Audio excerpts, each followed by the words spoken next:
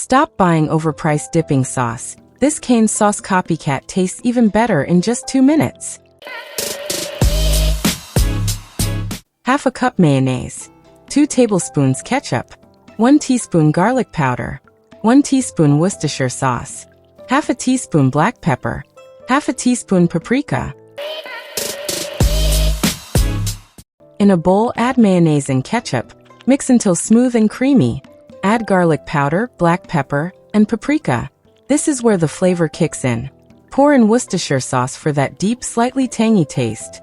Mix everything really well until fully combined and smooth. Let it rest in the fridge for at least 30 minutes. This is the secret that makes it taste exactly like Cane's sauce. Try this once and tell me, is this better than the original or not? Want that exact restaurant taste?